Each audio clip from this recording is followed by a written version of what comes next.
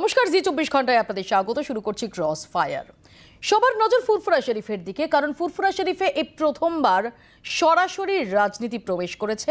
এর আগে আমরা দেখেছি বিভিন্ন রাজনৈতিক দল ফুরফুরা শরীফের শরণ নিয়েছে ভোট ব্যাংক নিজেদের দিকে টানতে। আর এবার প্রথম ফুরফুরা শরীফের কোনো পীরজাদা তিনি নিজে একটা দলই খুলে ফেললেন। আব্বাস সিদ্দিকীর ইন্ডিয়ান সেকুলার ফ্রন্টের আনুষ্ঠানিক সূচনা হয়েছে এই মাসেরই, জানুয়ারি মাসেরই শেষ দিকে। অন্যদিকে তহা সিদ্দিকীদের মন টানতে ফিরহাদ হাকিমরা আজ আর কিছুক্ষণের মধ্যে পৌঁছে যাচ্ছেন ফুরফুরা শরীফে। রাজ্যে মিমের যে প্রবেশ, তাকে কেন্দ্র করে এই মুহূর্তে সমস্ত পক্ষ, সমস্ত শিবির ঘর গুছানোর চেষ্টা করছে। আর তাই নিয়ে আমাদের আজকের ক্রস ফায়ার। আর কিছুক্ষণের মধ্যেই ফুরফুরা শরীফে তহা সিদ্দিকীর কাছে পৌঁছে যাবেন ফিরহাদ হাকিমরা। সেখান থেকে আমাদের সঙ্গে থাকবেন প্রবীর চক্রবর্তী, আমাদের প্রতিনিধি। আমাদের সঙ্গে এই আলোচনায় রয়েছেন বিজেপির পক্ষ থেকে তরুণজ্যোতি তিওয়ারি, তৃণমূল কংগ্রেসের পক্ষ থেকে তৃণাঙ্কুর ভট্টাচার্য, কংগ্রেসের পক্ষ থেকে শাহিদ ইমাম এবং রয়েছেন রাজনৈতিক বিশ্লেষক শুভময় মৈত্র। আলোচনায় যাওয়ার আগে একবার দেখি ফুরফুরা শরীফে তহা সিদ্দিকী ফিরহাদ হাকিম বৈঠক, সেই বৈঠকের দিকে তাকিয়ে গোটা রাজনৈতিক মহল। শুক্রবার থেকে রাজ্যে আসা শুরু করবেন মিমের কেন্দ্রীয় পর্যবেক্ষকরা। এই নেতারাই আব্বাস সিদ্দিকীর সঙ্গে জোট নিয়ে কথাবার্তা চালাবেন। মিম আব্বাসের বিরুদ্ধে তহায় কি তৃণমূলের তাস?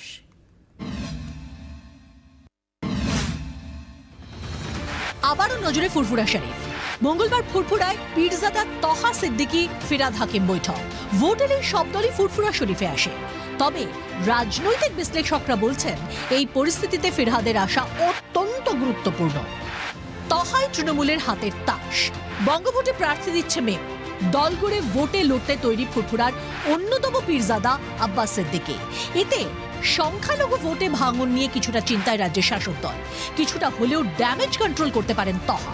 কারণ ফুরফুরা শরীফের তহার প্রভাব, মিম ও আব্বাস ঘনিষ্ঠদের কৌশল তহার জানা। অতীতে বেশ কয়েকবার তৃণমূল সরকারকে আক্রমণ করেছেন তহা। সংখ্যালঘুদের উন্নয়ন নিয়েও রাজ্যকে নিশানা করেছেন। রাজনৈতিক বিশ্লেষকরা বলছেন তারপরও তহা ছাড়া গতি নেই তৃণমূলের। কারণ একদিকে মিমের জুজু, অন্যদিকে আব্বাসের। শুক্রবার থেকে 18 জেলায় কাজ শুরু মিমের পর্যবেক্ষকদের। ভোটের মুখে ইন্ডিয়ান সেকুলার ফ্রন্ট গড়ে আসরে নেমেছেন আব্বাস সিদ্দিকী। তিনিও ফুরফুরা শরীফের পীরজাদা।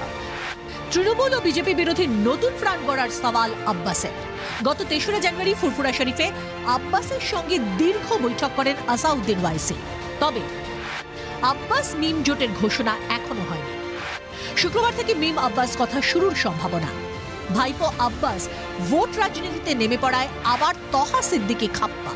উপর থেকে নির্দেশ দিয়ে আছে কোটি কোটি টাকা খরচ করে এইরকম পীর সাহেবদের, পীরজাদাদের, মহারাজদের নামানো হবে।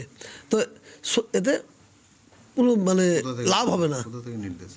এটা বিজেপির নির্দেশ, আরএসএস এর নির্দেশ। সংখ্যালঘু ভোটের একটি অংশ বাম কংগ্রেসে যাওয়ার জল্পনা, বাকিটাতে মিম আর আব্বাসকে ভাগ বসাতে দেওয়ার ঝুঁকি অনেক। ভোটের হিসেব উল্টে যেতে পারে, সেটা বুঝেই ফুরফুরা শরীফে ফিরহাদ হাকিমরা। আগামী দিনে আরো হেভিওয়েট তৃণমূলের নেতাও হয়তো ফুরফুরাতেই যাবেন মনে করছে রাজনৈতিক মহল। ব্যুরো রিপোর্ট, জি 24 ঘন্টা। ইতিমধ্যে আমাদের সঙ্গে এসে যোগ দিয়েছেন আলিয়া বিশ্ববিদ্যালয়ের অধ্যাপক প্রফেসর ডক্টর সাইফুল্লাহ। আপনাকেও স্বাগত জানাই। আমি শুরুতে একবার চলে যাব ফুরফুরা শরীফে। সেখান থেকে রয়েছেন প্রবীর চক্রবর্তী। প্রবীর, তৃণমূল কংগ্রেস বিলক্ষণ বুঝতে পারছে যে সংখ্যালঘু ভোটার তাদের কনসলিডেট না করতে পারলে এবারের নির্বাচনে তারা আত্মবিশ্বাসী হওয়ার কোনো রকম সুযোগই পাবেন না। সেই জন্যই কি আব্বাস সিদ্দিকীর নতুন দল, মিমের আনাগোনা, এই সমস্ত কিছু মাথায় রেখে আজকে ফিরহাদ হাকিমের ফুরফুরা শরীফ যাত্রা?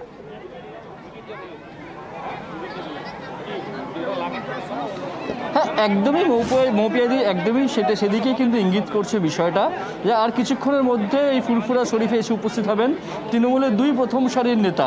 এক ফিরহাদ হাকিম, যার উপর একটা দায়িত্ব রয়েছে এই ফুরফুরা শরীফের সঙ্গে কথা বলা, আলোচনা করার, এবং অনুব্রত মণ্ডল, বীরভূমের অনুব্রত মণ্ডল, তিনিও আর কিছুক্ষণের মধ্যেই ফুরফুরা শরীফে এসে উপস্থিত হবেন। এবং তহা সিদ্দিকীর সঙ্গে তাদের একটা বৈঠক হওয়ার কথা আছে। তার আগে একটা সামাজিক অনুষ্ঠান আছে, সেই সামাজিক অনুষ্ঠানে তহা সিদ্দিকীর সঙ্গে একই মঞ্চে উপস্থিত থাকবেন অনুব্রত মণ্ডল এবং ফিরহাদ হাকিম। স্বাভাবিকভাবে নির্বাচন যত এগিয়ে আসছে, একদিকে যেমন আব্বাস উদ্দিন সিদ্দিকী মিমের যে ফ্রন্ট, সেই ফ্রন্ট গঠন হয়েছে। মিমের পর্যবেক্ষকরা তার আসতে শুরু করবেন আর কয়েকদিনের মধ্যেই পশ্চিমবঙ্গে। অন্যদিকে ফুরফুরা শরীফের তোহা সিদ্দিকী তারা তৃণমূল কংগ্রেসের সঙ্গে একটা সমর্থনের জায়গায় যাচ্ছে। তৃণমূল কংগ্রেস চাইছে যে তোহা সিদ্দিকী সরাসরি সমর্থন করুন নির্বাচনে তৃণমূল কংগ্রেসকে। একদিকে আব্বাস উদ্দিন সিদ্দিকী, আসাদুদ্দিন ওয়াইসি, অন্যদিকে তোহা সিদ্দিকী। তৃণমূল কংগ্রেস যেমন তো ফুরফুরা শরীফের শরণাপন্ন হতে চলেছে, আর কিছুক্ষণের মধ্যেই তারা যেমন বৈঠক করবেন এবং তারা কিন্তু চাইছেন যে সরাসরি তোহা সিদ্দিকী তাকে সমর্থন করুক। আব্বাস উদ্দিন সিদ্দিকের সঙ্গে তোহা সিদ্দিকীর কোথাও না কোথাও একটা মনোমালিন্য রয়েছে, এটা বোঝা যাচ্ছে। এবং আমি সেই এখানে জায়গা থেকে আসবো দাঁড়িয়ে আবারও তোমার কাছে আব্বাস উদ্দিন ছবির পরবর্তীকালে সিদ্দিকীর এবং উল্টো ফিরহাদ হাকিম, অনুব্রত মণ্ডলরা সেখানে পৌঁছলে সেই ছবি এবং তাদের বক্তব্য আমরা শোনাবো দর্শকদের। আপাতত তোমাকে ধন্যবাদ, তোমার কাছে আমরা পরবর্তীকালে আবারও ফিরবো। আমি তৃণাঙ্কুরের কাছে চলে যাবো সরাসরি। তৃণমূল যে বুঝতে পারছে যে সংখ্যালঘু ভোট যদি কনসলিডেটেড না থাকে তাহলে তৃণমূলের জন্য একেবারেই স্বস্তিদায়ক জায়গা নয়, কারণ আমরা বিগত নির্বাচনগুলো সাম্প্রতিক অতীতে দেখেছি যে সেখানে সংখ্যালঘুরা আস্থা রেখেছেন মমতা বন্দ্যোপাধ্যায়। এবার কি তাহলে আব্বাস সিদ্দিকীর নতুন দল বা মিমের আনাগোনা সেটা কিছুটা হলেও চিন্তার ভাঁজ ফেলছে তৃণমূলের কপালে? প্রথমেই বলি, এটা আপনাদের ভ্রান্ত একটা ধারণা। কারণ মমতা বন্দ্যোপাধ্যায় যখন উন্নয়ন করেছেন, উনি কোনো একটা জাতি, কোনো একটা সম্প্রদায় বা বর্ণকে দেখে করেননি। মমতা বন্দ্যোপাধ্যায় যে কথা বলেন, এটা সর্বধর্ম সহিষ্ণুতা আমাদের সর্বপ্রথম প্রমাণ, এবং এই বাংলা সর্বধর্ম সহিষ্ণুতার আগেও প্রমাণ করেছেন। মমতা বন্দ্যোপাধ্যায় সকলকে নিয়ে চলেন, উন্নয়ন সকলের জন্য, এবং আমরা সকলের হয়ে কাজ করি। এবং আজকের যে যাত্রাটা আপনারা দেখাচ্ছেন, এটা নন পলিটিক্যাল প্রোগ্রাম, এটা কিন্তু প্রথমবার নয়। সম্মানীয় ববি হাকিম সাহেব এর আগেও বহুবার গেছেন, তাই এটাকে এর মধ্যে রাজনীতি খোঁজার কোনো জায়গা নেই। আমি দায়িত্ব সহকারে বলছি। শুধুমাত্র ফিরহাদ হাকিম কেন, ফুরফুরা শরীফে বিভিন্ন রাজনৈতিক দলের নেতারা বহু সময় গেছেন, কখনোই রাজনৈতিক কর্মসূচি নয়, কিন্তু ফুরফুরা শরীফ যাত্রা একদম রাজনীতি বহির্ভূতভাবে, এটা বলারও কোনো অপেক্ষা রাখে না, বিশেষ করে ভোটের মুখে। কারণ আমি আগেই বললাম যে এবারই প্রথম সরাসরি ফুরফুরা শরীফে রাজনীতি এসছে, যেখানে পীরজাদা আব্বাস সিদ্দিকী তিনি একটা দল খুলছেন। এটা তো বলার অপেক্ষা রাখে না তৃণাঙ্কুর, যে ফুরফুরা শরীফ রাজনীতির কথা মাথায় রেখে, ভোটের অঙ্কের কথা মাথায় রেখে বারবার দেখুন, এই ভোটের আগের কথাটা তাদের ক্ষেত্রে প্রযোজ্য হয়, সেই সকল ছাত্রদের ক্ষেত্রে যারা সারা বছর পড়াশোনা করে না। মমতা বন্দ্যোপাধ্যায় বিগত 10 বছর ধরে প্রত্যেকটা দিন প্রত্যেকটা ক্ষেত্রে উন্নয়ন করে এসছেন, প্রত্যেকটা শ্রেণীর মানুষের পাশে দাঁড়িয়েছেন। আজকে বিজেপির মতন দল যারা 2021 সালে এসে নেতাজিকে সম্মান জ্ঞাপনের কথা ভাবছে, বিবেকানন্দকে সম্মান জ্ঞাপনের কথা ভাবছে, বা মনীষীদের নিয়ে চর্চা করতে চাইছে, এরা তাদের ক্ষেত্রে প্রযোজ্য। আমাদের মমতা বন্দ্যোপাধ্যায় সর্বধর্ম সহিষ্ণুতার কথা বলেন, সকলকে উন্নয়নকে সামনে রেখে চলেন এবং সকলের ভালোর জন্য তিনি চেষ্টা করেন। এবং পশ্চিমবঙ্গ সরকার আগামী দিনেও মমতা বন্দ্যোপাধ্যায়ের নেতৃত্বে ঠিক এইভাবেই কাজ করবে। শাহিদ ইমামের কাছে আসবো। ইমাম সাহেব, আপনার কি মনে হয় যে দাবিটা তৃণাঙ্কুরা করছে, যেটা একদমই একটা অরাজনৈতিক যাত্রা, অরাজনৈতিক একটা ভিজিট ফুরফুরা শরীফে, আপনার কি তাই মনে হয়? একেবারে না, একেবারে না। ইলেকশনের আগে নেতাগুলো কেন যাচ্ছে ফুরফুরা? আর ধরে নেওয়া হচ্ছে কেন যে ফুরফুরা সারা পশ্চিমবাংলা মুসলমানদের ভবিষ্যৎটা ডিসাইড করে দেবে, আর ওরা যেখানে বলবে মুসলমানরা ভোট দেবে? আপনাকে জ্ঞাতার্থে এটা ভুল জানিয়ে রাখি, ধারণা তৃণমূল সকলেরই। কংগ্রেস দল এরা যে দল প্রথমবার যা নয়, ফুরফুরা বরাবর গেছে, ভুল অন্যরাই করছে। প্রথমবার যাচ্ছে। বরাবর আপনারা একটা কাজ করুন, সংখ্যালঘুদের জন্য কোনো কাজ যদি করে থাকেন, একটা হোয়াইট পেপার পাবলিশ করে দিন, জনগণ নিজেই দেখবে, সংখ্যালঘু মানুষরা দেখবে আপনাদের ভোট দিয়ে দেবে। সরকার সকলের জন্য কাজ করেছে, আগামী দিনেও কাজ করে যাবে। কথা নাই। হ্যাঁ, হয়তো এটা আপনার স্টেটমেন্ট, কত কাজ করেছে সবাই জানে, সকলেই জানে। একটা হোয়াইট পেপার বার করুন না, এই করেছি। আগামী দিনে আবার সেটা সরকার নির্বাচনের আগে করবে। আমাদের সরকার ম্যানিফেস্টো বার করে এবং সেই ম্যানিফেস্টোর উপরে কাজও করে। একটু জানাবেন। আমার ম্যানিফেস্টোর কথা আমি বলছি না, আমি আপনাকে ম্যানিফেস্টোর কথা বলছি না, আমি আপনাকে বলছি সরকার সংখ্যালঘু বা পশ্চিমবাংলার মানুষের জন্য যা করেছে একটা হোয়াইট পেপার বার করে দিক। নিশ্চিতভাবে শ্রেণীর জন্য এই করেছি, আপনার হয়তো শেষ হয়ে যাবে কথা, আপনার কথা ঠিক থাকবে। চোখে ঠিক মতন পড়েনি, আপনারা নিশ্চিতভাবে চেষ্টা করব আপনার কাছে ইন্ডিভিজুয়ালি যদি পৌঁছে দেওয়া যায়। সিদ্দিকীকে আপনারা সাধারণ মানুষ বাংলা দেখতে পাচ্ছে যে মমতা বন্দ্যোপাধ্যায় কি কি করেছেন, এটা খুব স্বাভাবিক। আর অন্যরা এখন আব্বাস সিদ্দিকীকে হিরো বানাচ্ছে, এর সাথে মুসলিম সম্প্রদায়ের কোনো সম্পর্ক নেই। ইমাম সাহেব, শাহিদ ইমাম বলছেন যে তোহা সিদ্দিকীকে তৃণমূল কংগ্রেস হিরো বানিয়েছে, অন্যরা আব্বাস সিদ্দিকীকে হিরো বানাচ্ছে। আমি এখানে একটু তরুণের কাছে আসবো। তরুণ, তৃণমূল কংগ্রেসের তরফ থেকে অভিযোগ করা হচ্ছে, তহা সিদ্দিকির তরফ থেকে অভিযোগ করা হচ্ছে যে আব্বাস সিদ্দিকি এবং মিম উভয় নাকি তোমাদের দ্বারা সামনে রাখা, এর নেপথ্যে তোমাদের কৌশল রয়েছে, তোমাদের চাতুরি রয়েছে। মৌপিয়াদি, তোমার এক্ষুনি আমি তোহা সিদ্দিকির মন্তব্য শুনলাম। আসল ব্যাপার, আমাদের মাননীয়া আগে যাকে নিয়ে ঘুরতেন, যাকে বিভিন্ন সময় দেখা যেত রাজনৈতিক মঞ্চের না হয়েও, একটা লাল দাড়িওয়ালা ভদ্রলোক ইমাম বরকতি, তাকে ছেড়ে এখন গোলাপি দাড়িকে বেশি দেখা যাচ্ছে। তুমি যাও বাসন্তী এক্সপ্রেসওয়েতে, যে কটা দেখবে ওই তোহা সিদ্দিকির সভা টভার এগুলো আছে, ব্যানারগুলো আছে, সব কটার ওপর তৃণমূলের পতাকা গোজা। সেখান থেকে একটা লিঙ্ক বয়ে যায়। দেখো কে কার জন্য যাচ্ছে, কোথায় যাচ্ছে, ওনারা যেতেই পারেন না। এবার রাম বহিরাগত, আল্লাহ যদি ওনার নিজের হয়তো হবেন, সেটা আমার কোনো আপত্তি নেই। একটা জিনিস তো বলে দিই, একটা কদিন আগে স্টেটমেন্ট দেখছিলাম, মানে ফ্যাক্টশিট তৃণাঙ্কুর সোনার অভ্যাস করো, তৃণাঙ্কুর সোনার অভ্যাস করো, আপনি কি সোনার অভ্যাস করো, ডিস্টার্ব করেনি, সোনার অভ্যাস করো, সোনার অভ্যাস করো। এখানে অন্তত গণতন্ত্র রাখো, সোনার অভ্যাস করো, এখানে অন্তত গণতন্ত্র রাখো, এখানে অন্তত গণতন্ত্র রাখো। এবার এডুকেশন, মুসলিমদের এডুকেশন, মুসলিমদের এমপ্লয়মেন্ট, স্ট্যান্ডার্ড অফ লিভিং, এগুলো নিয়ে কথা হোক, এগুলো নিয়ে পশ্চিমবঙ্গে কথা হোক। এগুলোতে ভারতবর্ষের প্রত্যেকটা রাজ্য থেকে পিছিয়ে আছে পশ্চিমবঙ্গের মুসলমানরা। 2012 সালে ইমাম ভাতা চালু করলো, হাইকোর্ট বন্ধ করলো, তা উল্টোভাবে ওয়াকফ বোর্ডকে 500 কোটি টাকা দেওয়া হলো। তাই দিয়ে বড় প্রান্তিক একটা মুসলমান সমাজের মানুষের কী লাভ হয়েছে? তারপর হচ্ছে বিভিন্ন ক্ষেত্রে ঐক্যশ্রী কী লাভ হয়েছে? 100 কোটি টাকার হস্টেওয়ার করে জানা ছিল যে হাইকোর্ট বাতিল করে দেবে। 100 কোটি টাকার হজ টাওয়ার দিয়ে একটা প্রান্তিক মুসলমানের লাভ কি হয়েছে? আসলে ব্যাপার, এই সরকারটা যে 30% সরকার, আজকে যখন দেখছে যে 30% নিজের ভালো বুঝতে পারছে এবং তৃণমূল থেকে দূরে যাচ্ছে, তখন তৃণাঙ্কুরের কাছে জানবো। তৃণাঙ্কুর, আজকে যার কাছে ফিরহাদ হাকিম যাচ্ছেন, এই তহা সিদ্দিকি, গত কয়েক বছরে তহা সিদ্দিকিও যে তৃণমূল কংগ্রেসকে শুধুই ঢালাও সার্টিফিকেট দিয়ে গেছে এমনটা নয়। আমি আব্বাস সিদ্দিকির প্রসঙ্গে তো পরে আসবো। এই তহা সিদ্দিকিও তো একাধিকবার রাজ্য সরকারের ভূমিকা নিয়ে সংশয় প্রকাশ করেছেন, প্রশ্ন তুলেছেন। আপনাকে প্রথম বলি, উনি কিন্তু তহা সিদ্দিকির কাছে যাচ্ছেন না। আর তহা সিদ্দিকি কি বলেছেন না বলেছেন সেটা দলের মতন বুঝবে এবং দলের মতন করে সিদ্ধান্ত নেবে। কিন্তু ধর্মীয় অনুষ্ঠানকে কোনো ব্যক্তিগত অনুষ্ঠান বলা বোধহয় উচিত নয়। এবং আবারও বলছি, এটা প্রথমবার নয় যেখানে তৃণমূল কংগ্রেস দলের পক্ষ থেকে গেছেন বা ফিরহাদ হাকিম সাহেব প্রথমবার গেছেন, তিনি বহুবার গেছেন, এই এত বছর ধরে গেছেন। আজকে যারা নতুন করে রাজনীতি করতে আসছে, ধর্ম নিয়ে রাজনীতি করছে, বাংলাকে বিভেদ করছে, আমি তাদেরকে দুর্গাপূজা বন্ধ করে মহরমের জন্য ধর্মের রাজনীতি কে করেছে? মিথ্যে কথা। ইমাম ভাতা চালু করে ধর্মের রাজনীতি কে করেছে? দেখুন,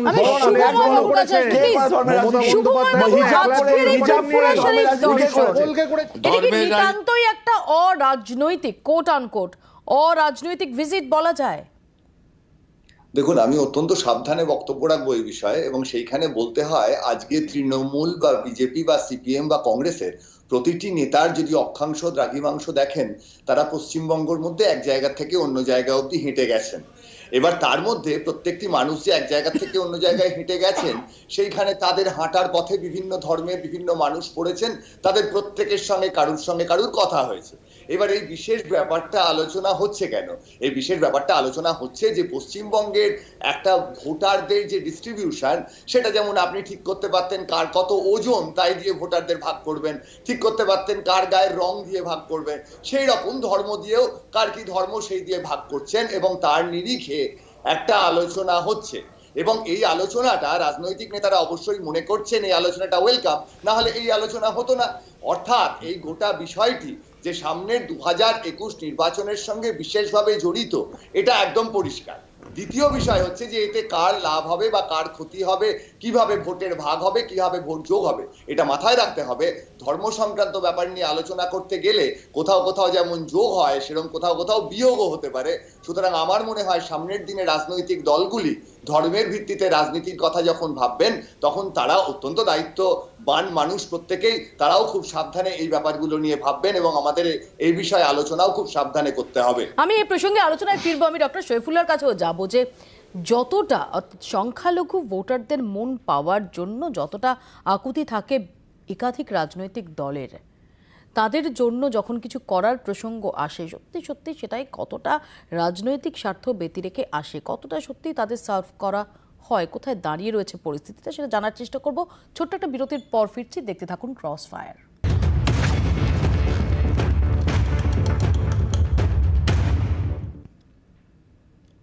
ফিরে এলাম বিরতির পর। আমি ডক্টর সৈফুল্লাহর কাছে আসবো। ডক্টর সৈফুল্লাহ, আমরা যেভাবে ভোটের কথা মাথায় রেখে বিভিন্ন রাজনৈতিক দলকে কখনো ফুরফুরা শরীফ যেতে দেখি বা নানাভাবে সংখ্যালঘুর মন টানার চেষ্টা করতে দেখি, গ্রাউন্ড লেভেলে সার্ভ করার ক্ষেত্রে, কাজ করার ক্ষেত্রে কতটা আন্তরিকতা থাকে আর কতটা ভোটের অঙ্ক থাকে?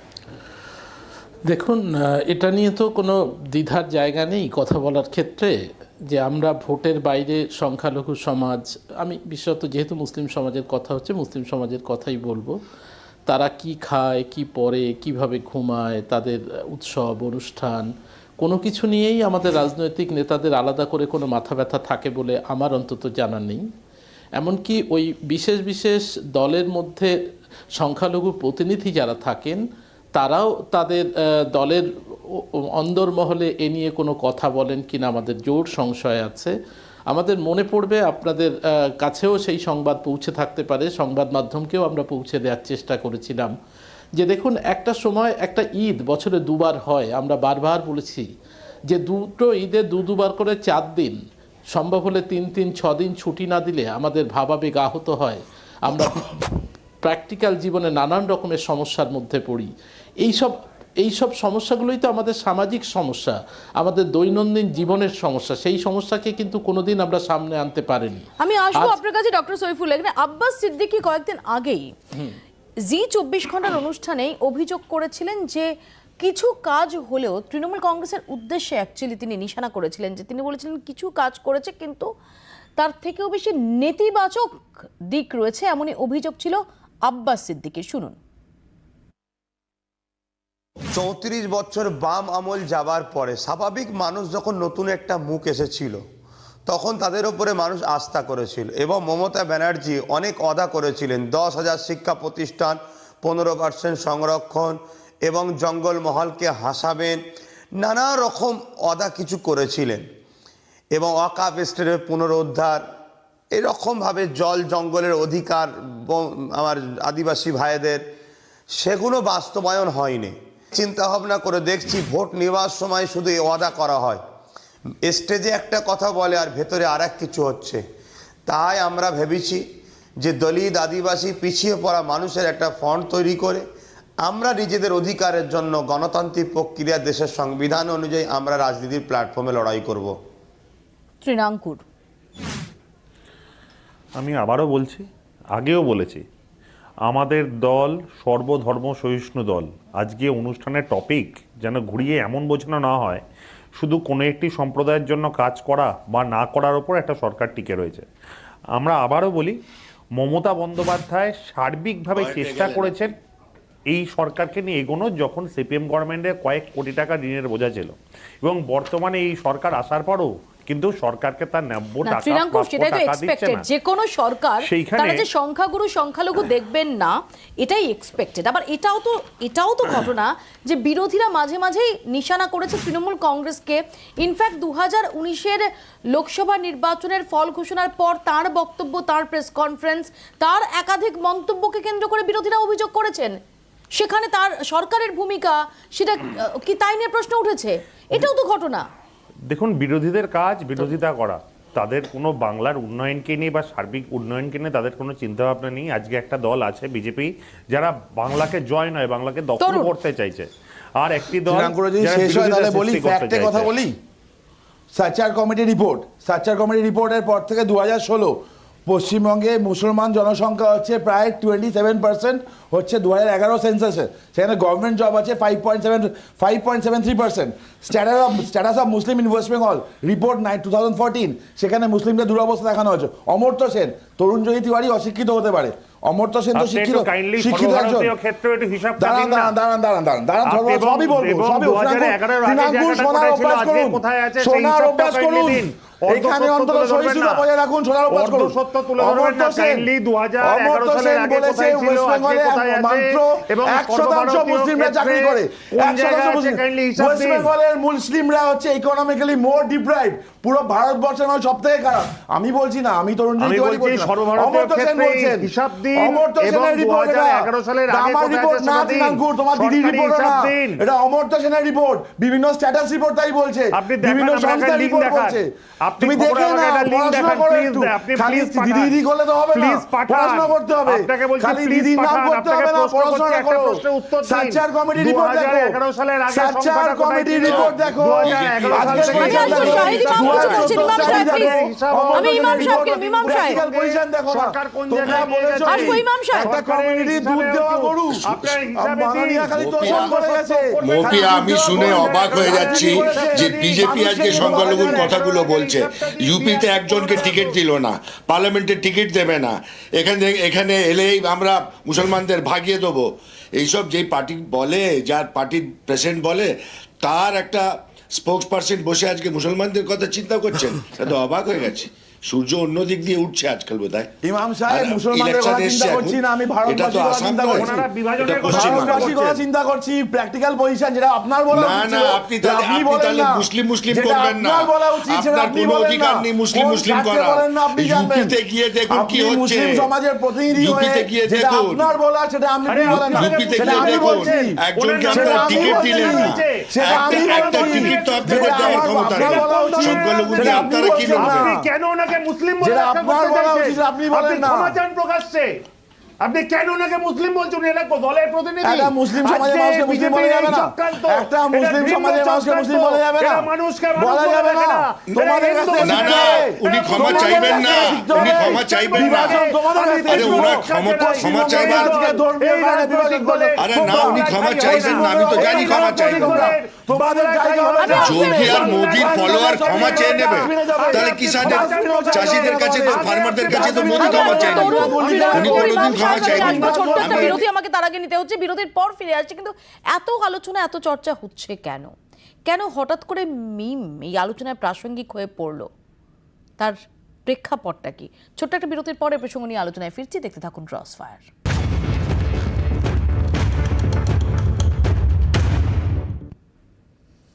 ভোট এলে দুটো ডেস্টিনেশন পাক্কা, ব্রিগেড চলো আর চলো ফুরফুরা শরীফ। ভোটের মুখে নেতাদের ফুরফুরা শরীফে যাওয়ার চল বহু পুরনো। বাম, তৃণমূল, কংগ্রেস কোনো দলই ফুরফুরা শরীফকে উপেক্ষা করতে পারে না।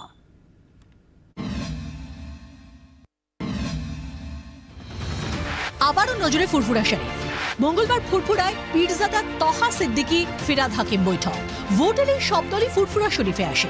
তবে রাজনৈতিক বিশ্লেষকরা বলছেন এই পরিস্থিতিতে ফিরহাদের আসা অত্যন্ত গুরুত্বপূর্ণ।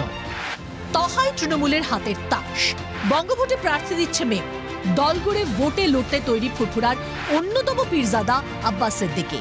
এতে সংখ্যালঘু ভোটে ভাঙন নিয়ে কিছুটা চিন্তায় রাজ্যের শাসক দল।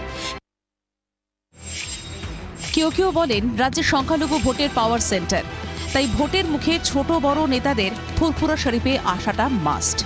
কারণ রাজ্যে 27% সংখ্যালঘু ভোট। বাম আমলে বিমান বসু, সূর্যকান্ত মিশ্র, গৌতম দেবরা আসতেন।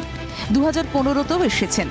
কংগ্রেস থেকে অধীর চৌধুরী, আব্দুল মান্নানদের দায়িত্ব দেওয়াই থাকতো। 21-এর ভোটেও ফুরফুরা শরীফে নেতাদের আনাগোনা চলছে। এত কিছুর পেছনে একটাই কারণ, পবিত্র ধর্মীয় স্থান হিসেবে ফুরফুরা পীরজাদারা যথেষ্ট প্রভাবশালী। হুগলি, হাওড়া, 2 24 পরগনা, পূর্ব মেদিনীপুরের বড় অংশে তাদের প্রভাব ভোটের অঙ্কেও পীরজাদারা বড় ফ্যাক্টর। ফুরফুরা শরীফের পীরজাদার পরিচিতি আব্বাসের কাছেও বড় অ্যাডভান্টেজ। গত 2 বছরে উত্তর ও দক্ষিণ 24 পরগনায় প্রভাব বাড়িয়েছেন আব্বাস। রাজনৈতিক বিশ্লেষকরা বলছেন এ রাজ্যের সংখ্যালঘু ভোট আর 5টা রাজ্যের মতো নয়। তারা ফুরফুরা শরীফের কথায় ভোট দেন না, নিজেদের ইস্যু বুঝেই ভোট দেন। তবু নেতারা ফুরফুরা শরীফে যান, কারণ ফুরফুরা শরীফও সেটাই চায়। রাজনীতিতে না থেকেও প্রবলভাবেই থাকেন পীরজাদা তোয়াহা সিদ্দিকী। মাঝে মধ্যেই রাজনৈতিক বার্তা দেন তোয়াহা। আব্বাসও প্রথমে একই পথে হাঁটলেও পরে রাজনীতিতে যোগ দিয়েছেন।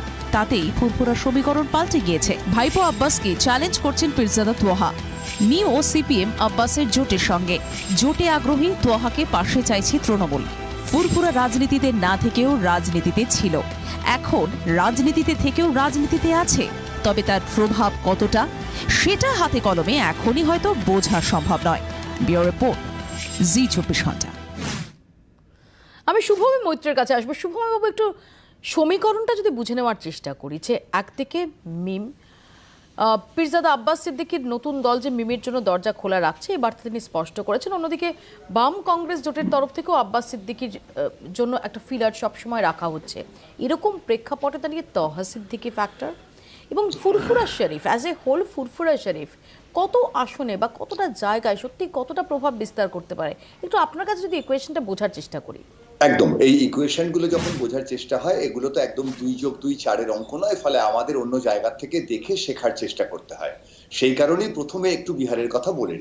বিহারে 20টি আসনে লড়াই করেছিলেন আমাদের এমআইএম, তার মধ্যে 5টি আসনে তারা নিজেরা জয়ী হন, 9টি আসনে বিজেপি বিরোধী শক্তি জয়ী হয় এবং বাকি 6টি আসনে বিজেপি জয়ী হয়। এবং যেখানে যেখানে বিজেপি জয়ী হয় তার মধ্যে মাত্র একটি আসনে বিজেপির জয়ের ব্যবধানের চেয়ে এমআইএম এর ভোট বেশি ছিল। সুতরাং প্রত্যক্ষভাবে যে কথাটি বারবার বিহারের ক্ষেত্রে বলা হচ্ছে সেটি সত্যি নয় যে মিমের জন্য বিজেপি জিতেছে। 1, 2, এমন হতেই পারে যে মিম যেহেতু সেখানে লড়াই করেছে সেই জন্য সংখ্যাগুরু ভোট বিজেপির পেছনে এক কাট্টা হয়েছে বিভিন্ন জায়গায় এবং বিজেপির সুবিধে হয়েছে, কিন্তু এই ধরনের মেজার রাজনীতিতে করা মুশকিল। ধরা যাক পশ্চিমবঙ্গের কিছু আসনে, ধরা যাক একটা সংখ্যা, ধরা যাক 70টি আসনে কোনো একটি সংখ্যালঘু প্রভাব আছে।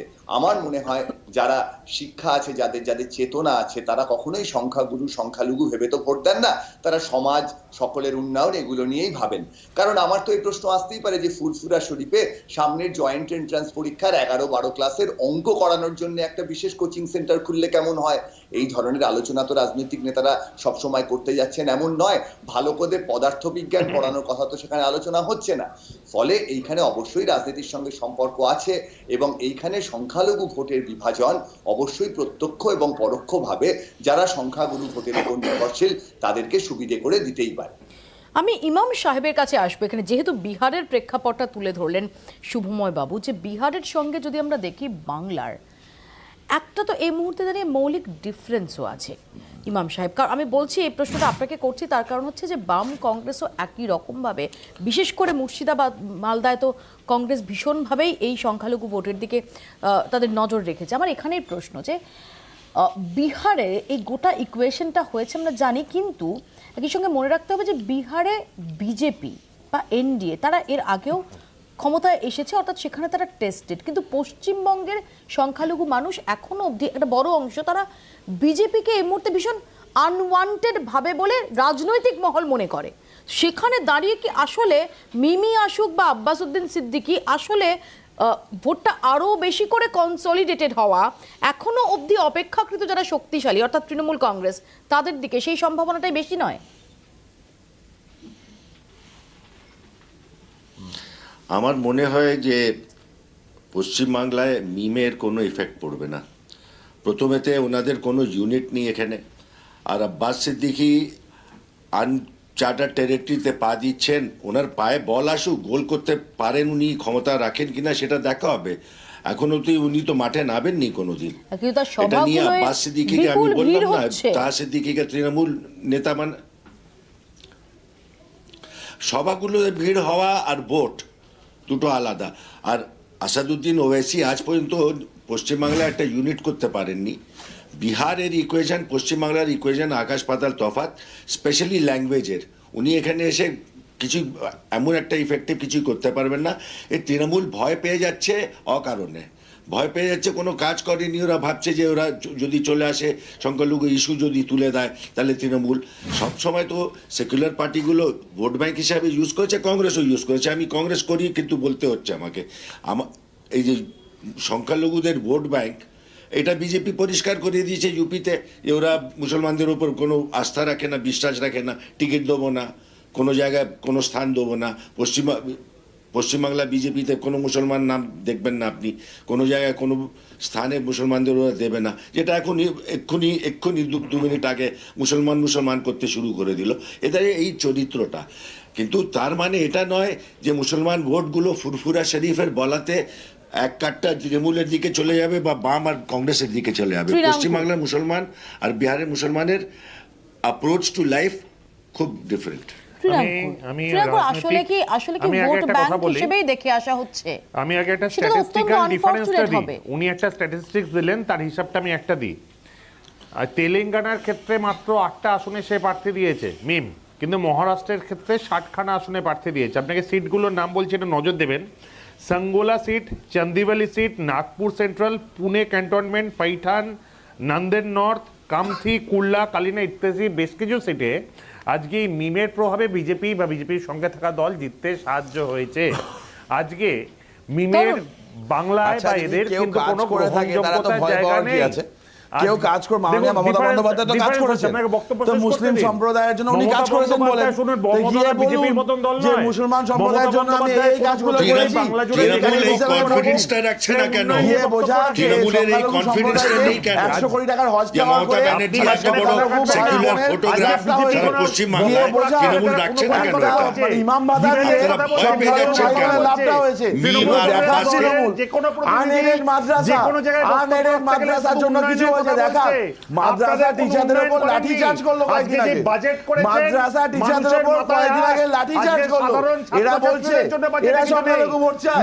আমি তরুণ দুজনের কাছেই আসবো। আমি এখানে ডক্টর সাইফুল্লাহর কাছে আসবো। ডক্টর সাইফুল্লাহ, একটু আগে ইমাম সাহেব যেটা বলছিলেন সত্যি হন্ট করলো। ইমাম সাহেব তিনি নিজে কংগ্রেসের প্রতিনিধি, তাকেও বলতে হচ্ছে যে আসলে সমস্ত দল ইনক্লুডিং কংগ্রেস সংখ্যালঘু মানুষকে শুধুমাত্র ভোট ব্যাংক হিসেবে দেখে এসেছে। এই বিষয়টা সত্যি কতটা আনফর্চুনেট এবং কিভাবে আপনাকে ভাবায় যখন আমরা স্বাধীনতার এত বছর পরেও একটা ধর্মনিরপেক্ষ দেশে এখনও সংখ্যালঘুদের যদি ভোট ব্যাংক হিসেবে দেখি, সংখ্যালঘু ভোট ব্যাংক হিসেবে যদি দেখে রাজনৈতিক দলগুলো, সেটা আসলে তো গোটা সিস্টেমটার প্রতিও জাস্টিস নয়। আমি বলবো শুধু সিস্টেমের প্রতি নয়, নিজের প্রতিও আমরা জাস্টিস আসছে না। শুনতে পাচ্ছেন? হ্যাঁ শুনতে পাচ্ছি, হ্যাঁ প্লিজ বলুন। বলছি এটা শুধু মানে সিস্টেমের প্রতি জাস্টিস না, আমি বলবো নিজের প্রতি আমরা সুবিচার করতে পারছি না। একটু আগে তরুণজ্যোতিবাবু যেটা বলছিলেন যে তিনি ভারতীয়ত্বকে সামনে এনেছেন, আমি তাকে প্রশ্ন করতে চাই যে হঠাৎ আজকে এই কথা আপনার মনে পড়লো কেন? আপনি বলুন না, মুসলিম আপনার মানচিত্রে রয়েছে, আপনি এই কথা বলার জন্য আমার তো সংশয় হয় আপনার ঊর্ধ্বতন কর্তৃপক্ষ আপনাকে শোকজ করবেন। আপনি বলুন আপনার কজন সাংসদ রয়েছে, কটা রাজ্যে কজন বিধায়ককে আপনারা দিতে পেরেছেন? স্যার একটা প্রশ্ন আছে, না না না, আপনি বলতে দিন প্লিজ, প্লিজ বলতে দিন। তরুণজ্যোতিবাবু, তরুণজ্যোতিবাবু এভাবে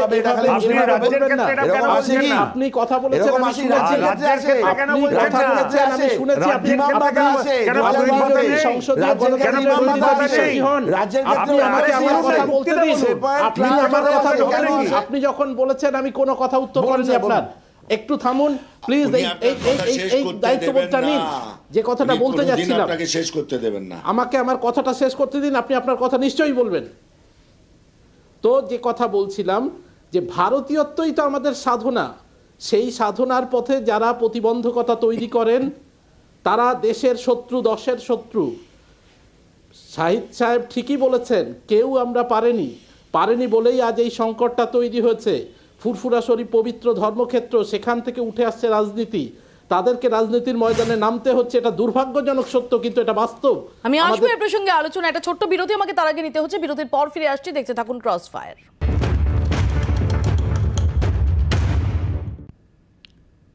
আমরা আলোচনার একদম শেষ পর্যায়ে চলে এসেছি। তহা সিদ্দিকী তিনি আজকে ফিরহাদ হাকিম অনুব্রত মণ্ডলের যাওয়া নিয়ে কি বলছেন শুনুন।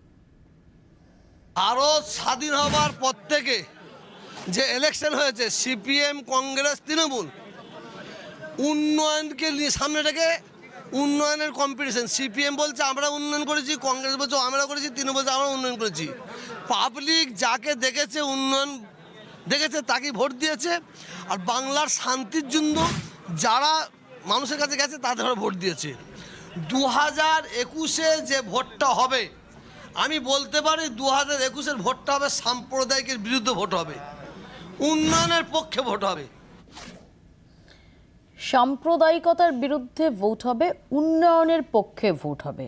তরুণ এটাকে কিভাবে ইন্টারপ্রেট করছেন? না, খুব ভালো তো, উন্নয়নের জন্য ভোট হোক, কিন্তু যে উন্নয়ন ঘাড়ে পড়ে না, যে উন্নয়ন রাস্তা দাঁড়িয়ে থাকে না, যে উন্নয়ন ভোট বক্সে আটকায় না। বিরুদ্ধে মানে কি আসলে আপনাদের বিরুদ্ধে এটা বোঝাতে চাইছেন? তোহা বাবু কি বলেন না বলেন, উনি ফুরফুরা শরীফের ওখানে দাঁড়িয়ে বহুতবার অনেকবার রাজনৈতিক বক্তব্য করেছেন। উনার বক্তব্যকে পাত্তা দেওয়ার মতো এত খারাপ দিন এখনো ভারতীয় জনতা পার্টির আসেনি।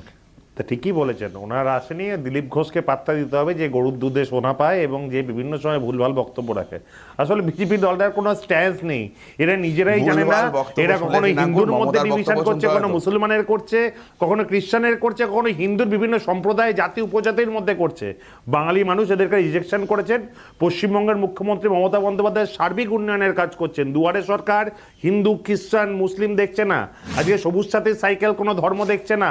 আজকে রাস্তা দিয়ে যারা হেঁটে যাচ্ছে কোনো ধর্ম দেখছে না। সর্বোপরি কৃষকদের মধ্যে থেকে দেখছে না, মানুষের সর্ব সমাজের মধ্যে থেকে দেখছে না। আজকে মমতা বন্দ্যোপাধ্যায় সার্বিক উন্নয়ন নিয়ে কাজ করেন, সেই নিয়েই কাজ করতে থাকবেন। যে আসলে কোন ধর্মের মানুষ, কোন ধর্মের ভোটার, সেটা সরকারের নজরে থাকছে না।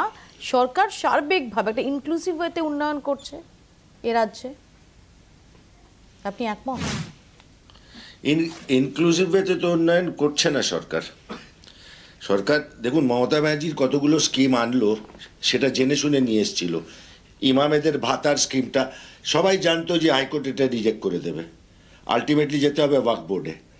আজকে মাদ্রাসার ডিক্লারেশনের জন্য, মাদ্রাসার রেকগনিশনের জন্য, 50% রিজার্ভেশনের জন্য কি করেছে? আমি তো বলি, আমাকে মিথ্যাবাদী প্রমাণ করে দিন, একটা হোয়াইট পেপার পাবলিশ করে দিন না, সবাই জেনে নিক আপনি কাজ করেছেন। আর আপনি যদি সংখ্যালঘুর জন্য কাজ করতেন, তাহলে তোহা সিদ্দিকিকে ধরতে হতো না, আর আব্বাসকে আর ওবেসিকে ভয় পেতে হতো না। কাজ আপনার পরিচয় দিত, কাজ আপনার প্রমাণ করে। আমি আগে সর্বোপরি শুধু কংগ্রেস নেতাকে অনুরোধ করব, তার স্ট্যান্সটা তিনি ক্লিয়ার করুক। তিনি আগে কি হিসেবে, আমি একজন কংগ্রেস নেতা হিসেবে প্রশ্ন করছেন না শুধুমাত্র একটা জাতি বা উপজাতি বা ধর্মের মানুষের জন্য প্রশ্ন করতে চাইছেন। এটা তো কিছুক্ষণ আগে এই প্রশ্নে তো আপনি তরুণ যদি আমি একটা কথা বলি, আমি শেষ করি। না না, প্রশ্ন উত্তরটা জানতে চাইছি, প্রশ্নটা উনি কি হিসেবে চাইছেন, প্রশ্নের উত্তরটা আমি জানতে চাই। খারাপ লাগে যখন সত্যি কথা বলা হয়, তখন খারাপ লাগে। কংগ্রেস নেতা হিসেবে যদি জানতে চান, আমি একটা কথা বলি, না, আপনি ভুলে যাচ্ছেন, আপনার লেগে গেল জিনিসটা, বিজেপি শাসিত আপনার লেগে গেল দিল্লি, আমি জানতেন আপনি রিঅ্যাক্ট করবেন। আপনি তেলেঙ্গানার ক্ষেত্রেও তিওয়ারি সাহেবের বিরুদ্ধে রিঅ্যাক্ট করলেন, আমি জানতাম আপনি রিঅ্যাক্ট করবেন। বাংলায় বলো কি করেছো, সেক্ষেত্রে দিয়েছেন। বাংলায় বলো না কি করেছো। মমতা বন্দ্যোপাধ্যায়ের সরকার সার্বিকভাবে, আজকে উনি একটা স্ট্যাটিস্টিক্স দিচ্ছিলেন না, বিগত 34 বছরে যেখানে তাদের জন্য 34 বছরে ভূত তোমাদের এখনো তারা করছে, কিন্তু তোমাদের 10 বছর হলো কি করলে? বিজেপি বলছে তারা 10 বছরে করলে এটা কি বলো? শুধু মুসলমানদের 34 বছর হয়ে গেছে, এই গল্প পুরনো। আর 10 বছরে কি করেছো?